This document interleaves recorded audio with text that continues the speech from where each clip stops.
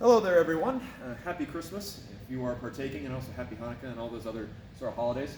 Today, because I wanted to just kind of put out a video, we're going to be going over just some of my favorite disarms. Now, when I say disarm, what I'm talking about here is specifically movements, both with the sword, and we're also going to go over the dagger. We're just going to cover Longsword and dagger today.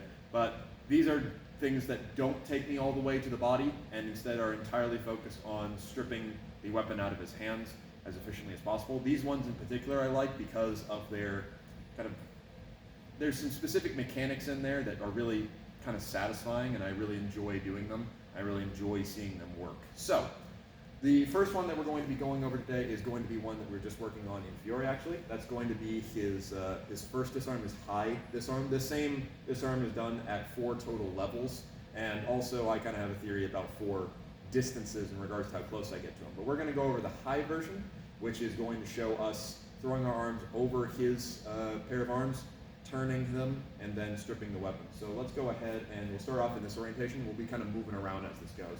So first you end up into the close range game. So I'm right forward, he's right forward, life is great, grand, and wonderful. I'm going to be throwing my left arm over here as I step up with my left leg, and I'm going to be pushing my pommel forward at about the level of his face. So here, which creates this shape. Now, this is what the first image shows, but there's some fine details that I like to put into here. So you would not be amiss for mistaking this move for a pommel hook, but this isn't a pommel hook as I am used to doing them, and as probably most of you are used to doing them. Instead, rather than me focusing on trying to keep my hand tight so that my pommel goes over the back of its thumb, which is where you're really going to get your successful pommel hooks, what I'm really more of doing is just relaxing my hand to guard here, pushing my pommel forward that'll be used later, and putting my forearm on top of his forearm. Meanwhile, my left arm, there's sort of an X-shaped gap right here. I'm looking to put as much of that through as I can. And my first goal is with these 2 bits of contact, so the top of my left forearm and the bottom of my right forearm on the same for him, is to invert his hands so that way he crosses over. So that's kind of my first goal with this, is to get that shape starting to move, and then I'll start adding in my footwork. But I'll show that again. So we come into the line, boom, I step in and start getting that shape. Now, the reason I'm putting so much emphasis on this is because when you execute it all fluidly, it looks like you get the strip as part of your entry. There are 3 parts to any throw and also any disarm. There's entry, off balance, and execution. Execution always has to happen last, of course. Well, not necessarily always, but that's a deeper rabbit hole. Entry and off balance, however, they can happen interchangeably. This, to me, is very much an instance of it's going to be off balancing first, getting that initial kind of turn, then my entry is what's going to take it away. But the execution still is happening kind of at its own tempo at the very, very end.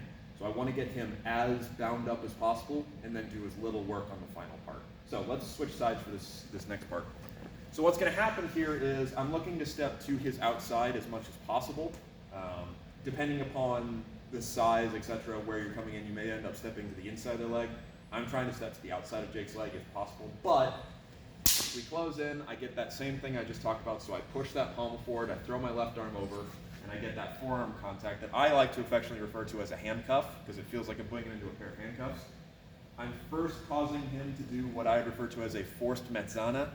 I'm crossing his hands, and then with my steps, my left leg being to the outside of his right leg, I'm going to tutta volta all the way around while keeping that contact with both of my hands. So I've forced him to do this long edge mezzana that he doesn't want to do, which is also having the added benefit of drawing him out over his right leg. We're now standing basically parallel to each other, looking the same direction, which gives me the option of I can start putting some pain onto him by drawing his right arm in against my side. However, that's not required. Now at the very end here, what Jake is currently experiencing is 2 things. He's experiencing his arms are being drawn away from him, his right leg is being loaded, and right now I'm standing purely next to him, but the actual image will show your left leg is in front of him, so there is a little bit of, to put it into a judo throw, would be a Taitoshi-esque aspect of this, but I'm going to go ahead and move my leg just so Jake doesn't go flying. I'm going to draw him out over that, and by the time he's thinking about, hey, my sword's about to leave, he's looking at the ground, which is what I want him to see, because that's going to make him far more inclined to just go ahead and let that sword go to prevent himself from falling. Now when you do all this fluidly together, this has the grandiose nature of the sword kind of goes flying off to the side, so we're not going to do it at full speed, but with a little bit of practice you can kind of keep it next to you.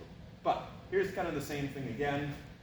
We close in, I create that entry through, invert his hands, tutto volta, sword went flying anyway.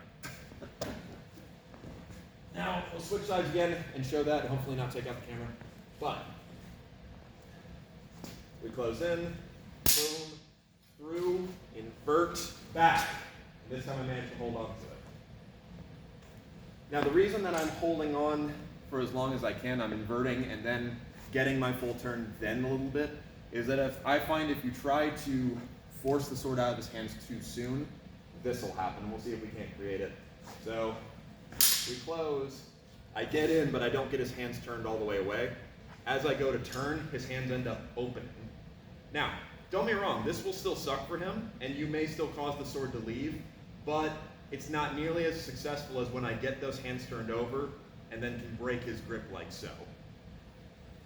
Hence why I try to overemphasize that idea of the handcuff, the full turn, and then just a little turn at the end. Not to mention, since my idea is to get hold of his sword first and foremost and strip them away, I think there's a little bit of unspokenness that's going into this, so tinfoil hats on for a few minutes. With all of the other blade grabs or body seizures that Fiore shows, he's always striking them relatively immediately, if not part of the motion. This is kind of the standout one where he doesn't. In fact, he even says, you can. So it is my personal opinion that these disarms are meant to be instances where I'm trying to strip Jake of his weapon, but maybe not hurt him. I don't necessarily know if that's true, but when it comes to a lot of disarms, there's usually a fatal and non-fatal version.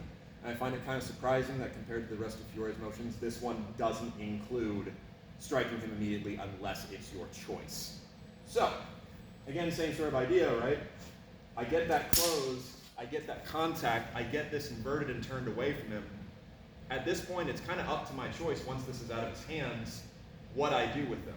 In theory, as per the image, right, I've got him set up for a throw. Like I said, I'm overturning because I'm not looking to set up a throw here, but I've got his arms still very much tightly locked up. My sword is clear. If Jake tries to do anything against me, he's probably only going to get, at most, one hand out from underneath. I've still got that arm that I can do a lot of evil to. I mean, all I need to do is sit onto this. It's going to suck. I very much see this as much more of a lockup, and I'm focused on locking up his arms and then taking the sword out of his hand as opposed to trying to rush that part. And I find that makes it a lot more successful.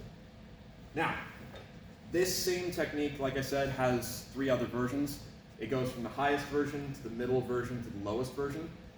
What I personally really like about especially the second version, where it's kind of in the middle, you're going to be inserting your hands between.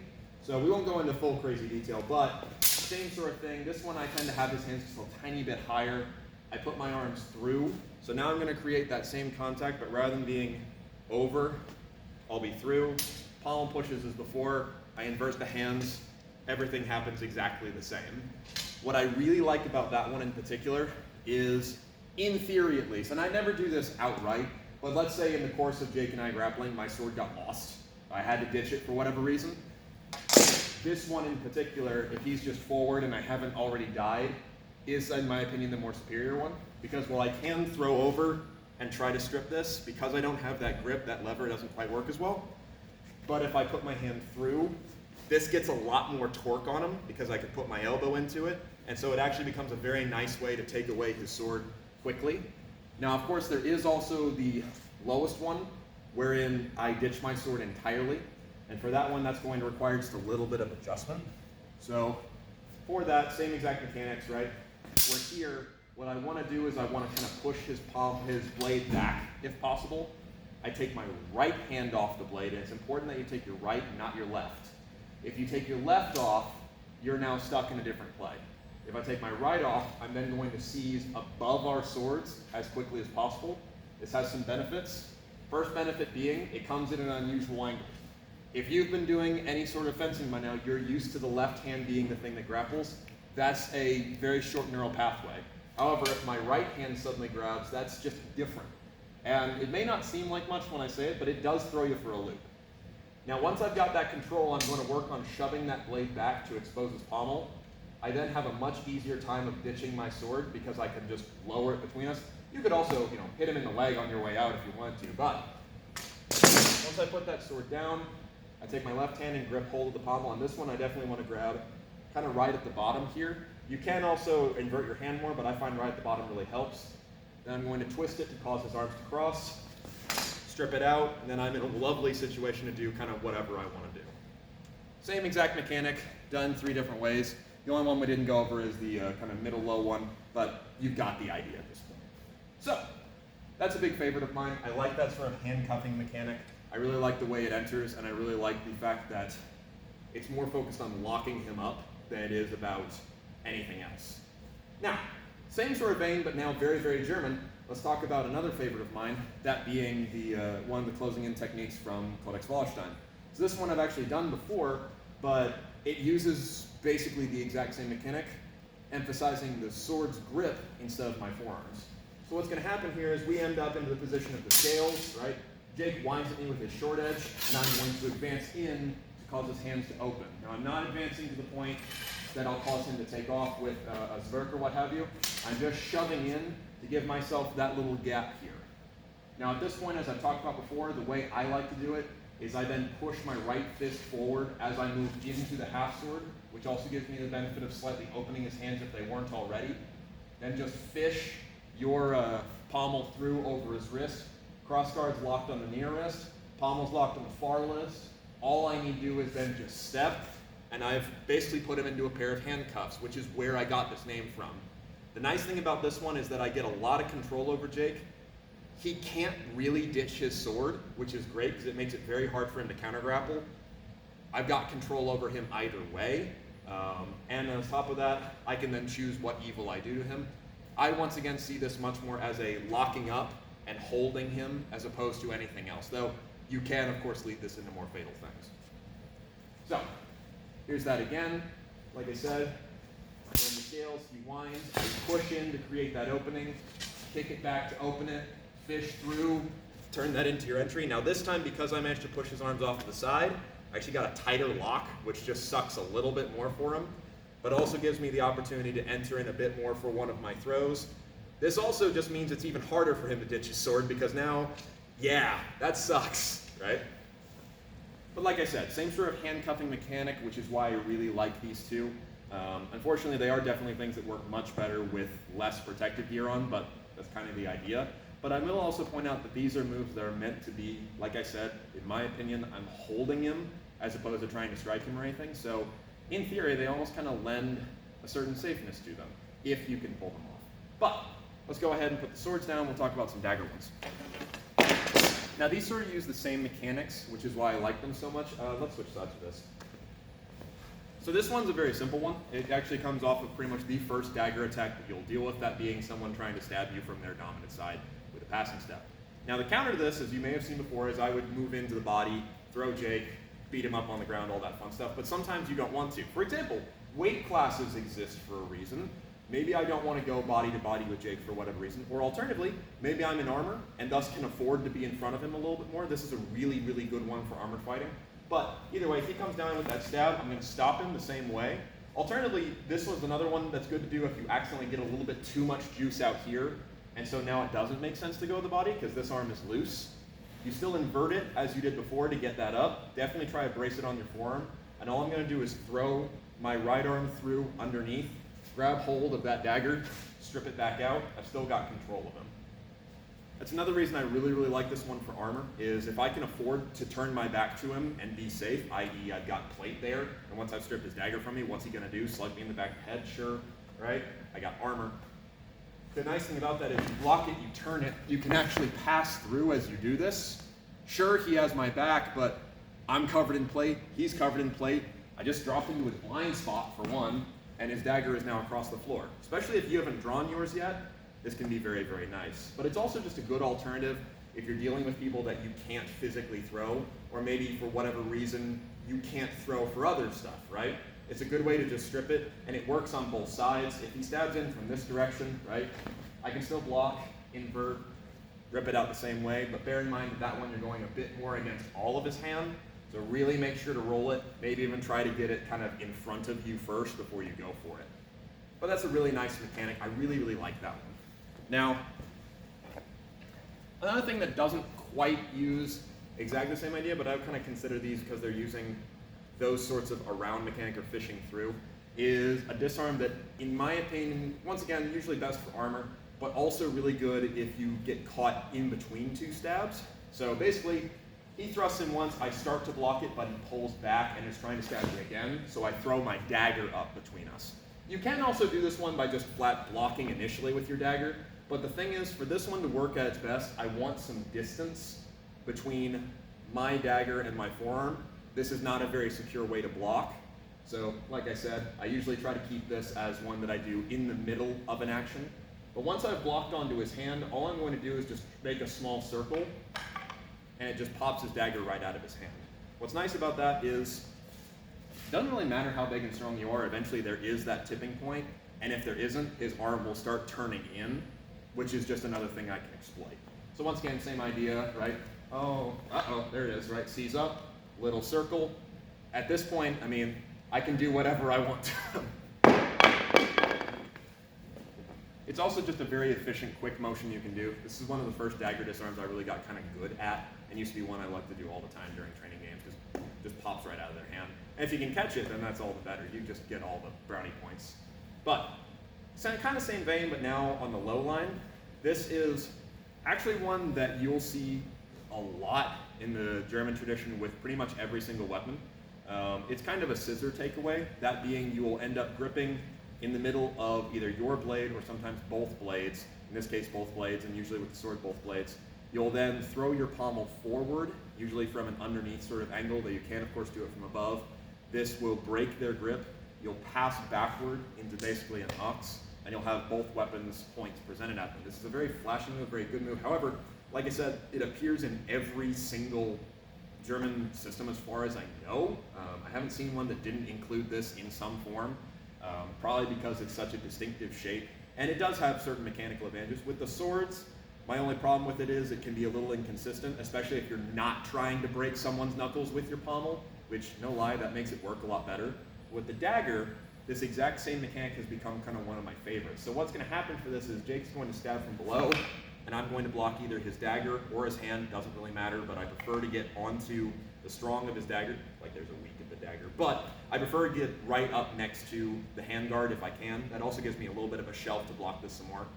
You open your left hand, and I'm going to turn my dagger through underneath his hand as I grip both. You then just make a small circle and just rip it back up to your right side. Pops right out of his hand, you end up with both. You can clunk him with the handle of his own. I did that in free play, it made a great sound, right? But, same exact sort of idea. I really like this one mechanically because it's super fast and it's really secure, but block, through, done, no problems. The other nice thing about that is because of how you'll turn this over, his arm will turn in front of you, which means that it's particularly difficult for him to really do anything. Not, of course, that he can't do things, but if, for example, I block and he tries to grab my right arm at the same time, that doesn't actually prevent me from doing this disarm. It just means that I invert this up here. Sure, no problem. Fortunately, I have another dagger handy, or things along those lines. So it's a very secure one to do. Also great for armor because you get to just slide right over their gauntlets or things along those lines. It really kind of comes into its own. But so do most of the kind of dagger on dagger takeaways, at least for earlier stuff. For later period stuff, there's kind of same idea. But either way, those are just some of my personal favorite disarms from Longsword and then Dagger, which kind of use the same concepts most of the time. Just wanted to record something fun for Christmas, as well as clarify, because I had some requests on certain things. But either way, thank you very, very much, Jake.